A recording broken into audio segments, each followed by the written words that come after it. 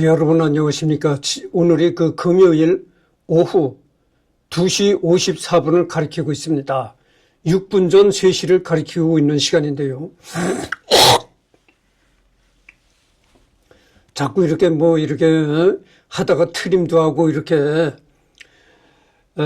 가르침도 이렇게 뱉고 그래서 미안합니다. 하여튼 이해해 주시기 바랍니다. 내가 하는 이 유튜브가 그렇잖아요. 내가 하는 유튜브가 개인 유튜브지 이것이 어떻게 공영방송도 아니고 공중파 방송도 아니단 말이죠. 그러니까 개인이 하는 유튜브에 지나지 않으니까 하다가 트름을 하든 가르침을 뱉든 이해하시기 바랍니다. 오히려 그게 또 인간미가 있지 않을까 이런 생각을 해요. 완벽하게 공영방송처럼 완벽하게 말이야 하면은 그게 오히려 인간미가 없는 거 아닌가 이런 생각을 합니다. 그래서 이번 시간은 여기서부터 할 차례인데요. 예를 들어 해겔 연구가들은 해겔 철학을 완전히 분석해서 대중들도 알아들을 수 있는 일상 언어로 번역해야 하는데 과거에는 이러한 시도를 아무도 안 했다는 것이다. 자신들만이 해겔을 이해했다는 프라이드 때문에 대중들에게로 내려가려 하지 않고 해겔의 봉우리 위에서 대중들도로 올라오라고 하고 있는 형국이라는 것. 김용옥 본인은 쉽게 이해되지 않는 언어는 그냥 개소리일 뿐이라고 말하나 당연하게도 이러한 견해는 논란의 소지가 다분하다. 또한 정작 본인이 제대로 대중들을 위한 철학 서적을 썼냐 하면 전혀 아니다. 해겔을 제대로 이해한 건 본인 정도밖에 없을 거라는 파천황적 발언 정도만 책에 반복해서 써져 있을 뿐 그래서 대체 그 이해한 바가 무엇인지를 전혀 서술을 안 하고 있다. 전형적인 속물 지식인의 행태. 나는 그렇지 않다고 봅니다. 나는 이것과는 정반대의 견해를 이야기하고 싶은데요. 도올 교수는 전번 시간에도 내가 얘기했지만 도올 교수는 대중들을 위해서 대중 강연을 했다는 거죠. 대중 강의를 했다. 그래서 도올 교수가 대중 강의를 했고 또 도올 교수가 써낸 책도 대중을 타켓으로 쓴 거다 이 말이죠. 그러니까 높은 차원의 고매한 철학적 얘기들을 대중적인 수준으로 끌어내려서 대중 강연을 했다 이런 얘기죠. 근데 여기서 얘기하는 건 그거잖아요. 응? 언제 도올이 고매한 철학 이론들을 대중 수준으로 끌어내려서 한 적이 있느냐 이런 건데 이거는 잘못됐다고 난 봅니다. 오히려 도올 교수야말로 대중 친화적으로 그렇게 아주 고매한 철학적 얘기들을 대중적으로 풀어냈다. 지금도 주역 강의를 지금도 계속하고 있잖아요. 유튜브에서 도올 TV에서. 그러니까 이거는 틀렸다고 말할 수 있는 거다. 내가 말하고 싶은 것입니다. 자기 할 말만 하고 남의 말을 안 듣는 사람처럼 보이지만 사실 궁금한 게 있으면 여기저기 배우러 다니는 사람이다. 그리고 직접 강의 중에 질문을 하면 다 듣고 답해준다. 김용옥의 저서를 보면 누구한테 이런 내용을 배웠다. 누구의 책에 이런 내용이 나온다. 외국에 이런 학자가 있다. 좋은 학자가 있는데 책 사서 읽어줘라는 등의 말이 심심치 않게 나온다. 그런 부분은 잘 드러내지 않고 언론에서 시끌벅적한 부분만 알려지고 있는 것이다. 그의 과격한 발언 중에는 자기 자랑을 하는 부분도 꽤 많고 고매한 이야기를 너무 간단하게 툭 말해버리는 경우가 많다. 특히 학문의 영역의 경우 일반인에게는 어려운 말을 원래는 이 말은 이렇게 쉬운 뜻임 식으로 해설해 주는 경우가 많았다. 예를 들어 오성이라는 표현은 그냥 이해력이나 비슷한 개념을 의미하는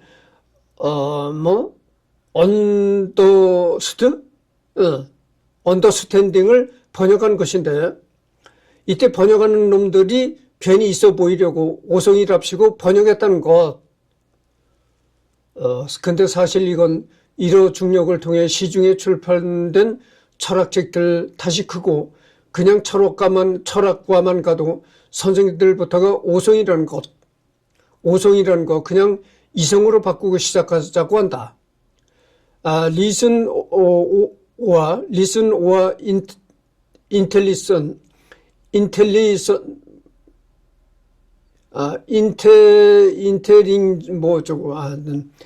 해당 분야의 전공자들보다 다 알았던 단어들인데 이제는 그렇습니다. 이해하시기 바랍니다. 내가 지금 학창 시절이 지나온 지가 얼마나 세월이 많이 흘렀나요? 하여튼 그렇고. 그래서 깨달을 오자라는 것만 생각해도 답은 나온다. 정말로 있어 보이고 싶어서 그랬는지는 불분명하지만 근현대적 학문 용어가 한자어로 번역된 것은 대부분 19세기 일본 학자들에 의한 것인데 당시 식자층이 어려운 한문 어휘를 예사로 구사했으며 물밀듯이 밀려 들어오는 서구 사상의 언어를 최대한 한자라는 의미 패러다임 안에서 받아내고자 노력했다. 즉 당시로서는 그냥 최선을 다했을 뿐인데 시대가 지나 번역이 낡은 것이 됨으로써 오늘날의 독자, 학자들에게 도움이 되지 못하고 있다는 것. 그리고 그 시절이라면 모를까 오늘날에 와서 굳이 어렵게 오성 같은 표현을 들먹이며 입문자들을 괴롭히는 것은 바람직하지도 성실하지도 못한다는 점에서 있어 보이려고 지랄한다는 김영호의 주장이 무의미한 것은 아니다. 요즘 한국에서 강의하는 철학자들은 자기 전공을 공부하려고 본바닥 유학을 다녀온 사람들이 대부분인데 굳이 아직도 게으르게 오성 같은 옛 번역어를 고집할 이유가 없는 것이다. 이 때문에 보통 사람들은 그런 거였구나 하고 듣지만 해당 분야에 있던 학자들은 잠깐 네가 그렇게 말하면 우리는 뭐가 되냐가 돼버린다. 그러니까 여기서 말하는 내용은 그겁니다. 이 고차원의 철학적 얘기들을 대중에게 풀어서 얘기한다는 그런 목적으로 너무 이 대중적으로 이렇게 낮게 얘기를 하다 보면 철학적인 오류가 생긴다 이거예요. 학문적인 오류가 생길 수가 있다 이런 얘기입니다. 그런 거를 여기서 얘기를 하는 건데 그러니까 철학이라는 것은 말이죠. 한마디로 아주 높은 차원의 고미한 얘기들이라는 거죠. 철학 이론이라는 것은 정말 전문가들은 높은 차원의 그 고미한 학문적인 이론들인데 그 높은 차원의 학문적인 이론들을 대중의 눈높이에 맞게 쉽게 풀어서 얘기를 한다? 물론 그게 어느 정도까지는 가능할 수도 있겠지만 좀 더 전문적으로 들어가면 그것이 불가능해진다 이런 얘기예요. 너무 수준을 낮춰서 대중의 눈높이에 맞게 이렇게 연설을 하다 보면은 오히려 그것이 잘못될 수가 있다 이런 얘기를 지금 지적을 한 거예요. 그러니까 수준을 낮출 수 있는 것이 따로 있는 것이지 너무 고미한 얘기들은 수준을 낮춰서 한다는 것 자체가 잘못된 거다 이런 얘기예요. 너무 수준을 대중의 눈높이에 맞춰서 쉽게 전달하려고 한다는 것 자체가 잘못이다 이런 얘기입니다. 그러면 고미한 얘기들을 대중의 눈높이에 맞춰서 너무 쉽게 얘기를 하다 보면 이게 잘못될 수가 있다 이런 얘기죠. 이제 그런 거를 여기서 얘기를 하는 겁니다. 이제 물론 오성이라는 개념이 오래 통용되었기 때문에 어쩔 수 없는 측면도 있다. 김영옥은 오성이라는 것이 사실 그렇게 어려운 의미가 아니라는 것을 강조하기 위해서 저런 말을 한 것뿐으로 그렇다고 해서 학계에서 해당 표현을 사용하는 것이 학자들이 스노브가 되는 것은 절대 아니다. 그냥 그렇게 반평생을 배웠으니 그게 더 편해서 그런 거지. 그래도 차츰 개선되는 중이라 최근 칸트 철학에서는 애매한 오성 대신에 지정이라는 번역어를 도입하기도 한다. 내가 전번에 김용옥 교수를 얘기를 하면서 이 클래식 음악에 관해서도 얘기를 했거든요. 또 클래식 음악을 잠깐 얘기를 해드리겠습니다. 클래식의 대중화 이런 얘기가 있거든요. 클래식이 너무 고차원의 음악이라서 대중들한테 사랑을 못 받는다 이런 얘기죠. 그러니까 클래식이 대중들의 사랑을 받으려면은 대중들한테 스며들어야 한다. 그래서 이제 클래식의 대중화라는 얘기가 나왔거든. 그런데 이런 문제가 있어요. 그러면 높은 차원의 클래식 음악을 대중들한테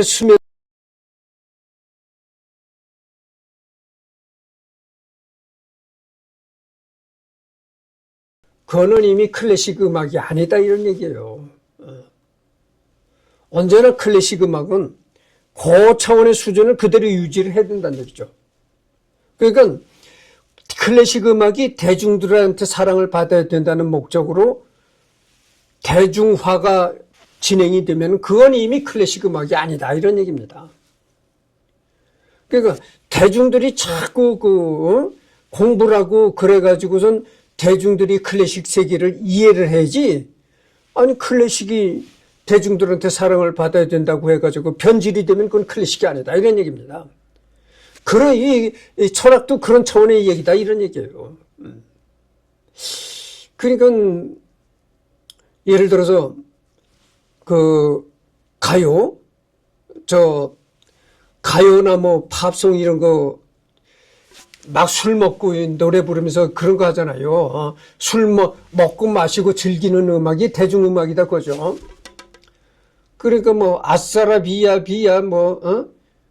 그 방실이가 부른 거 아싸라 비야 뭐 어쩌고 하는 거, 그리고 뭐 안 나오면 쳐들어간다 쿵차작작 하는 거, 그 다음에 뭐 사랑은 아무나 하나, 정말 아주 이런 그 대중가요를 이렇게 들어보면 말이죠, 아주 세속적이에요.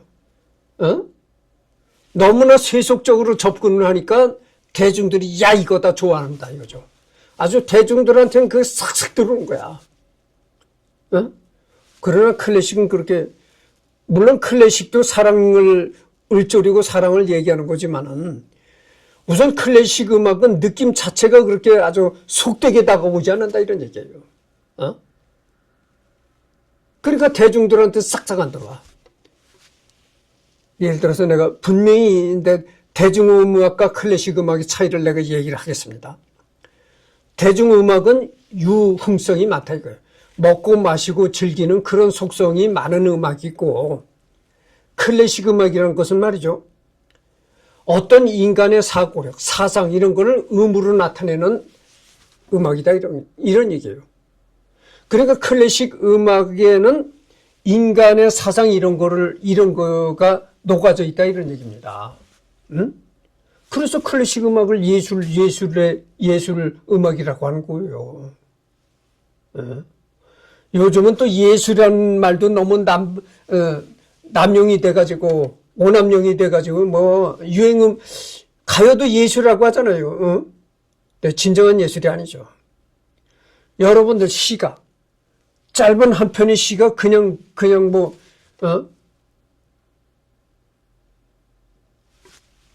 아무것도 아닌 게 아니거든. 시라는 건 말이죠, 그 시 한 편에 인간의 사상이 담겨져 있어요. 그 시를 쓴 시인의 사상이 담겨져 있다 이 말이에요. 그런 시가 훌륭한 시입니다. 시인의 사상이 담겨진 시, 그런 시가 명시로 대접을 받는 거죠. 그래서 클래식 음악이라는 것은 말이죠, 클래식 음악이라는 것은 인간의 사상이 내재되어 있는 음악이다 이런 얘기예요. 그러니까 어떻게 되겠어요? 대중음악은 먹고 마시고 즐기는 음악이지만 클래식 음악은 먹고 마시고 즐기는 음악이 아니고 인간의 사상이 담겨진 음악이다 이런 얘기예요. 완전히 길이 다른 거죠. 완전히 길이 다르고 차원이 다른 거다 이 말이죠. 그러니까 대중음악을 즐겨 듣는 이 일반 대중들은 클래식 음악 세계를 전혀 이해를 못한다 이런 얘기입니다. 그래서 똑같은 얘기가 되는 거예요. 클래식의 대중화라고 해가지고, 클래식이 변질돼가지고 대중음악처럼 변질돼가지고 대중 속으로 파고든다? 그건 클래식 음악이 이미 아니죠. 이 철학, 지금 나오는 이 얘기도 이런 식의 얘기가 되는 거예요. 괜히 내가 언성을 높였습니다만은. 내가 노자 21세기를 강의하던 김영욱 교수가 그렇게 언성을 높여서 악을 썼다고 했잖아요. 근데 요즘에 도울TV에서 나오는 김영욱 교수의 강의를 들어보면은 예전처럼 그렇게 악을 쓰질 않아요. 이제 나이가 들어서, 김영욱 교수도 이제 뭐 70대 중반, 정도 됐으라고 보는데, 이제 늙어서 그렇게 악을 쓸 수가 없나 봐. 근데 내가 어저께도, 내가 전번 시간에도 그런 얘기를 했는데, 마이크가 왜 필요합니까? 마이크가 사람의 그 목소리를 증폭을 시키잖아요. 그렇게 마이크가 요즘에 얼마나 성능이 좋습니까? 아니 그렇게 마이크가 성능이 좋은데 왜 그렇게 악을 써야만 하는가? 마이크의 성능을 신뢰하지 못하는 모양이로구나. 김용욱 교수는 이 마이크의 성능을 신뢰하지 못하는 모양이로구나. 내 이런 얘기를 언젠가 했습니다. 어쨌든 간에 계속하도록 하겠습니다. 예전 신학 논쟁 때도 김영욱을 불쾌하게 생각한 신학자들은 김영욱의 말이 절대적인 정답은 아니며 일도 양단으로 자신이 최종 결론을 지었다는 듯한 태도는 보통 사람들로 하여금 김영욱의 말이 정답이라고 생각해 만들 수 있다면서 비판한 일이 있다. 이런 얘기입니다. 김영욱의 외국어 실력, 모국어인 한국어 외에도 영어, 중국어, 일본어로 강연을 할 수 있으며 여러 차례 강연을 했다. 도쿄대학 대학원의 경우는 일본어 배운 지 4달 만에 입학했다고 한다. 한 강의에서도 여러분은 기본적으로 중국어와 일본어는 할 줄 알아야 하며 서구권 사람들에 비해 배우기도 어렵지 않다. 그 다음에 영어까지 해서 기본 4개 국어는 해야 한다는 발언을 한 적이 있다. 그 외에도 철학자의 기본과도 같은 독일어도 원서를 읽을 정도가 된다. 철학 고전 텍스트와 용어들이 독일어로 이루어져 있으므로 서양 철학을 전문적으로 학위 단위 이상으로 공부한 사람이면 독일어 원전에 대해 이해하는 어느 정도 가능하다고 봐야 한다. 더군다나 철학과 학부 과정에서도 독일어 원전 해석이 보통 텍스트 강독 관련 교과 과정에 포함되어 있다. 고전 학자답게 고대 그리스어도 사전을 보면서 읽으면 원전 독해가 가능하다고 한다. 성서 번역도 원전 어학 실력을 바탕으로 한 것이다. 요한복음 강의에서 고전 그리스어 원전과 영어, RSV 성경 판본을 토대로 이를 국문 번역하고 주석을 다룬 바 있다. 또 고대 인도의 산스크리트어도 사전을 보면서 읽으면 원전 독해가 가능하다고 한다. 김영욱은 그의 저서 달라이라마와 도르의 만남에서 산스크리트어 시대의 지역어인 팔리어 3장을 원전 관련 주석으로 활용했다. 번역가로서의 김영욱. 김영욱이 한국에 돌아온 이후로 항상 강조하는 것이 번역이었다. 주요 고전이나 국내 과거 문헌들을 전부 한국어로 번역해야 국학이 이루어진다는 것. 국내 학계에서는 번역의 가치를 잘 따지지 않는 경향이 있으며 번밀레라는 소고가 이 실태를 반영한다. 제대로 된 번역을 하기 위해서는 어학 실력을 길러야 하고 지대한 번역 작업을 거쳐야 하는데 실속은 없으니 기존 학계에서는 번역을 그저 전문적 지식이 떨어지는 자들이 전문으로 하는 일이라고만 여기고 대본 논문 제작을 주류로 여겼다. 이게 참 웃기는 얘기네요. 번역을 그저 전문적 지식이 떨어지는 자들이 전문으로 하는 일이다. 이게 참 웃기는 얘기인데, 번역을 하는 자들이라는 거는 전문적 지식이 떨어지는 자들이 전문인 것처럼 하는 게 번역이다. 뭐 이런 얘기인데 이게 참 웃기는 얘기입니다. 한편 불경 번역과 관련해 자신이 강의 중 현장보다 쿠마라지바가 더 뛰어나다고 바라는 적도 있다. 이 쿠마라지바를 내가 바로 전번에 인물백과에서 취급했잖아요. 아닌 게 아니라 김영욱의 저서의 상당수는 고전 번역이며 그의 번역은 단순하다. 그러나 근본적으로 정작 본인은 번역보다는 자기 약서를 개진하는 데 더 매진해 왔으며 그의 번역서 중 높은 평가를 받는 책도 없다. 천병희 교수 등 정말로 번역에 힘써온 학자들과 대조적이다.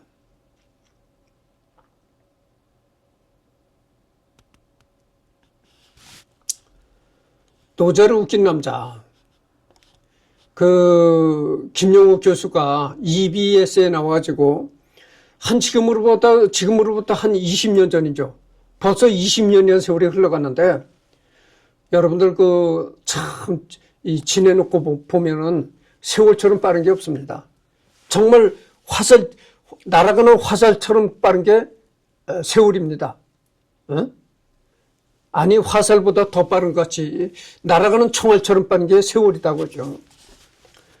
김용욱 교수가 EBS에 나와가지고 노자와 21세기 강의라는 게 어저께 같이 느껴지는데 벌써 한 20여 년 전에 세월이 흐른 거죠.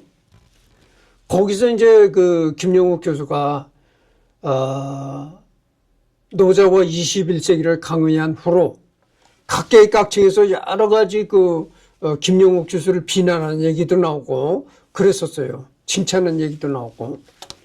그런데 이 노자를 웃긴 남자라는 책을 쓴 여자가 있었는데 그 여자가 누구냐면은 이제 이경숙이라는 여자예요. 나도 이 책을 노자를 웃긴 남자라는 책을 사서 읽어본 적이 있거든요. 근데 이경숙이라는 여자는 어떤 여자냐면은 김용욱 교수처럼 철학을 전공한 그런 여자가 아니고 전통적인 서당 교육을 받았다고 그러더라고. 서당에서 한문 교육을 받았다는 여자더라고요. 그 여자가 도올 교수가 번역한 노자의 21세기 그거를 듣고 저 사람이 정말 노자를 웃기는 사람이로구나. 이렇게 해가지고 이제 노자를 웃긴 남자라는 책을 썼거든. 그걸 책을 써가지고 이게 하여튼 김용욱을 비판한 책이니까 덩달아 그 여자도 책이 많이 팔렸대요. 그래서 돈을 벌었다고 합니다. 돈을 벌으니 어떻게 됐어요? 또 노자를 웃긴 남자 2탄을 또 써낸 거야. 근데 2탄을 써냈을 때는 팔리지 않았대. 김용국이 한창 TV 강의로 유명해졌을 때 김용국의 번역이 엉터리라며 김용국의 오역을 비판한 책이 베스트셀러에 올랐다. 이에 대해서는 평가가 분분하므로 직접 읽어보고 판단할 것. 그러나 저 오역을 비판한 이경숙의 책이야말로 오히려 한문 번역에 심각한 오류가 있는 비전문가의 책이다. 그러니까 여기 봅시다. 이경숙이라는 여자가 내가 얘기를 했잖아요. 이경숙이라는 여자는 대학에서 철학을 전공한 여자가 아니고 이 전통적인 서당 교육을 받은 여자인데 그렇게 해서 노자를 웃긴 남자라고 해가지고 도를 비난한 책을 써냈는데 그 이경숙이라는 여자의 책은 한문 번역에 심각한 오류가 있다라 이런 얘기예요. 여러분들 내가 이런 얘기를 했지만 언젠가도 내가 이런 얘기를 했지만 노자와 21세기에서 이제 노자의 도덕경을 도올 교수가 번역을 했단 말이죠. 이건 단순한 번역이 아니죠. 여러분들 노자와 21세기 강의하는 도올 교수의 강의를 한번 들어보십시오. 이거는 단순한 도덕경에 번역하는 차원이 아니다. 서양의 모든 철학사를 동원시키고, 서양과 동양, 옛 것과 지금, 이거를 사자성어로 뭐라고 합니까? 동서고금이잖아요.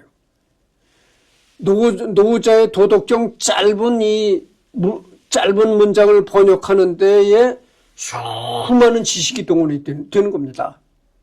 도올 교수가 갖고 있는 수많은 지식 체계를 동원하는 거예요. 이 짧은 문장 하나를 번역하는데도.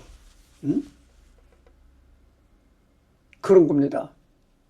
그러니까 수많은 철학 사상, 역사, 뭐 이런 거를 다 이렇게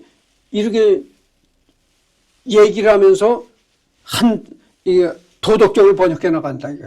그런데 이경숙이라는 여자는 그럽니까? 내가 아까 얘기를 했잖아요. 이경숙이라는 여자는 뭐 대학에서 철학을 전공한 여자도 아니고 그냥 서당을 다녔다 이런 얘기예요. 그러니까 이경숙이라는 여자가 번역하는 거는 그렇게 도올 교수가 모든 철학적 지식, 화려한 지식을 동원해서 이렇게 하는 것이 아니고 단순한 서당에서 배운 그 한자, 그 한자에만 집착해가지고 직역을 하는 수준이라고. 그러니까 누구 번역이 훌륭하겠습니까? 도올 교수가 그 노제 도덕경을 번역하는 것은 단순히 한자를 직역하는 수준이 아니고, 모든 철학의 이론, 서양의 역사, 동양의 역사, 서양의 철학, 동양의 철학, 모든 것을 이렇게 살펴가면서 합당한 그 얘기들을 붙여서 번역을 한다 이거죠. 그러니까 누구 번역이 더 훌륭하겠습니까? 그러니까 아까도 내가 계속 드는 얘기입니다만은 도올 교수는 노자의 그 도덕경을 번역하기 위해서 수많은 인류의 지식을 동원하는 겁니다. 뭐 학문적으로야 뭐 어떻게 김영옥을 비난하는 분들도 많으라고 생각합니다만 그 강연을 일단 들어보면 말이죠.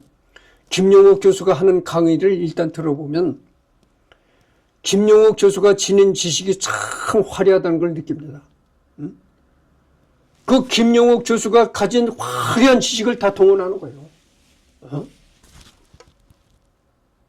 종횡무진, 서양과 동양, 고금, 옛것과 지금, 동서고금을 총망라해서 종횡무진 인류의 지성의 역사, 지성사를 누비면서 모든 생각들을 고찰해내서 모든 생각들을 동원해서 노제 도덕경을 번역한다 이겁니다. 그러니까 뭐 이경수 이런 여자야 이게 뭐 정말 노자를 웃긴 여자는 이경숙이다. 이런 얘기죠. 노자를 웃긴 여자는 이경숙이다. 여기 나왔잖아요. 이경숙이 책이야말로 이경숙의 책이야말로 참 너무나 한문 번역에 심각한 오류가 있는 책이다. 이런 여기에 나왔잖아요. 연결된 블로그에서 제시된 김영옥의 도덕경 해석은 사실 그만이 독창적인 해석이 아니라 전해 내려오는 여러 유명 학자들이 널리 알려지고 전문가들에게도 인정받는 해석들 중에서 취사 선택된 것이다. 내가 바로 이 얘기를 했잖아요. 도올 교수가 노자의 도덕경을 번역하는 것은 자기 생각에서 번역하는 것이 아니고 모든 인류의 지성의 역사를 다 총망라해가지고 번역하는 거예요.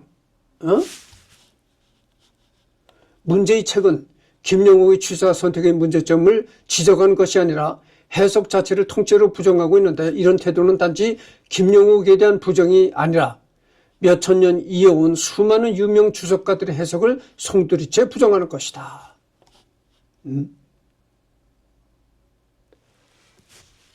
인류가 그동안 쌓아온 수많은 지성 자체를 부정하는 거다 이런 얘기죠. 그러니까 김영옥이를 이경숙이가 그랬잖아요. 노자를 웃긴 남자라고 그랬다잖아요. 그러면 김영옥이가 노자를 웃긴 남자다 이렇게 했을 경우에는 어떻게 됩니까? 그거는 정말 인류가 쌓아온 지식을 다 송두리째 부정하는 결과뿐이 안 된다 이런 얘기를 하는 거예요 지금. 아까는 내가 얘기를 했잖아요. 김영옥 교수는 노자의 도덕경을 그냥 한문 실력으로만 번역하는 것이 아니고 인류의 지성의 역사를 전부 이렇게 통찰하면서 동서고금의 그런 화려한 지식들을 다 동원하는 거예요.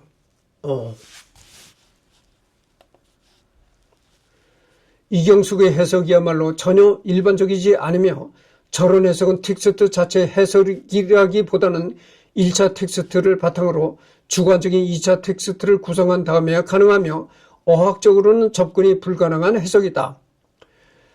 비유해서 말하자면 영문 독해라고 할 경우 영어를 잘 아는 상태에서 그 텍스트를 문법과 글의 맥락에 맞게 해석하는 것이 아니라 기초 문법을 비롯해서 영어 실력이 크게 부족한 상태에서 사전에서 단어만 찾아보고 그 의미에 대해 상상의 나래를 펴는 것에 가깝다. 그리고 이 과정에서 지극히 자연스러운 해석을 함부로 틀렸다고 판정하고 있다. 예를 들어서 비양자동 추리 이명을 김영옥식으로 다른 주석가들처럼 해석하는 것은 문법적으로 문체적으로 가장 자연스러운 해석이다. 저런 해석을 부정하는 것은 저자가 한문 자체의 언어적 구조나 수많은 한문 문장에서 나타나는 문체의 특징을 싸그리 무시하는 것이다. 내가 여러분들한테 좀 양해를 해야 되겠습니다.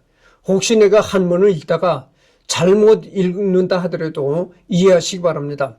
우리 지금 생활이 한문을 그렇게 접할 수 있는 시대가 아니잖아요. 그래서 한문을 배웠긴 나도 예전에 한문을 배우긴 배웠는데 한문을 어떤 자는 또 헷갈릴 때가 있어요. 그래서 내가 지금 이거를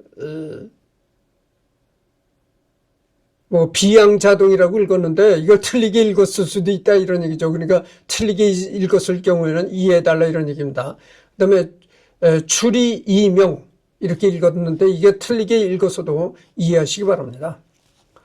훈구와 고증에 전혀 기초가 없던 것이 바로 뭐인다. 예를 들어 오죠. 이게 그릇될 오장가 하던 오의 의미 요가 아니라 교라고 읽었다고 글자마저도 제대로 못 읽는다고 김영옥을 비판하고 있으나 오의 원래 정식 한국 한자음은 교이고 소금이 요라는 것은 전원옥편 같은 전통적 저서에서도 바로 확인된다. 이게 교라고? 교? 그릇될 오자라고 내가 그릇될 오? 참 내가 이것이 내가 그릇될 오차 같이 보이는데 잠깐만 한번 그릇될 오자로 내가 보이는데 잠깐만요.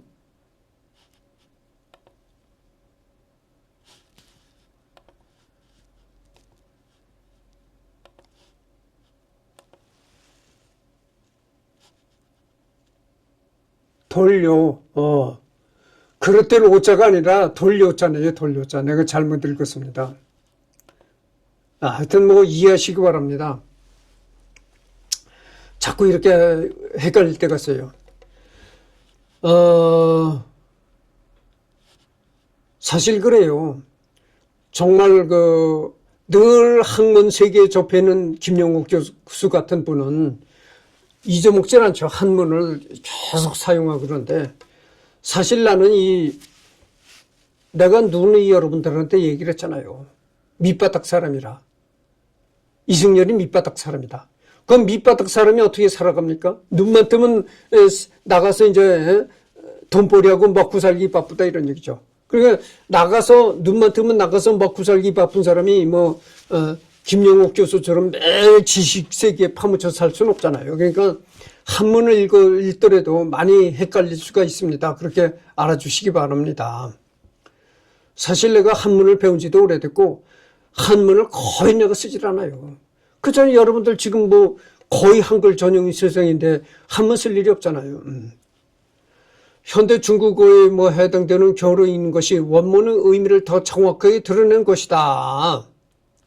그리고 이경숙은 수많은 노자 연구소들의 해석을 꼼꼼히 보고 장단점을 분석하는 작업에는 관심이 없고 김영옥의 해석에 대한 조롱과 함께 검증되지 않은 자신의 관점에서의 해석만을 제시하고 있다.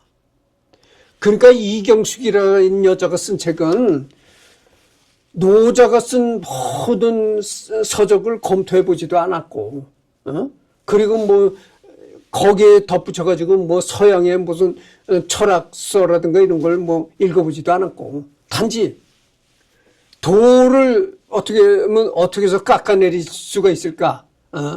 요런 거에만 초점을 맞춰서 쓴 책이다. 이런 얘기죠. 따라서 이경숙과 같은 해석은 한문을 제대로 배운 사람이라면 그가 아무리 김영국을 싫어하더라도 결코 고개받을 수 없는 아마추어의 무책임하고 근거 없는 잘못된 해석일 뿐이다. 문제의 책이 인기를 끌었다는 것은 불쏘시개도 때를 잘 만나면 히트할 수 있다는 씁쓸한 현실과 함께 글자만 어떻게든 의미를 꿰어 맞추면 한문 문장으로 문제없이 해석될 수 있다는 비전문가와 일반인들의 편견을 드러내주는 일화에 불과하다.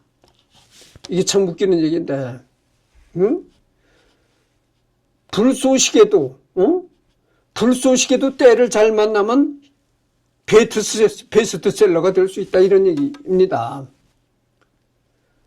이경숙이가 쓴 책이 바로 그거예요. 이경숙이가 쓴 노자를 웃긴 남자가 불쏘시개 정도의 역할뿐이 안 되는 책이었다. 그러나 그 책도 베스트셀러가 되었다, 이런 얘기죠. 그것이 씁쓸한 현실이다, 이런 얘기죠. 사장이 이런데도 출판사에서는 책이 나름 팔린다는 이유로 2권을 꾸역꾸역 내놓았다. 물론 2권은 화끈하게 망했다. 재밌습니다. 노자를 웃긴 남자를 썼는데 그 책이 많이 팔렸거든? 돈벌이가 됐다, 이거. 그러니까 또 2권을 또 꾸역꾸역 내놓았다. 근데 2권은 아주 완전히 망했다, 그런 거죠. 그래서 지금 36분을 경고했습니다. 그러니까 뭐 거의 40분이 됐는데, 그러니까 이것으로서 끝을 맺고, 이 가족 관계에서부터는 이제 다음 시간에 이어가도록 하겠습니다.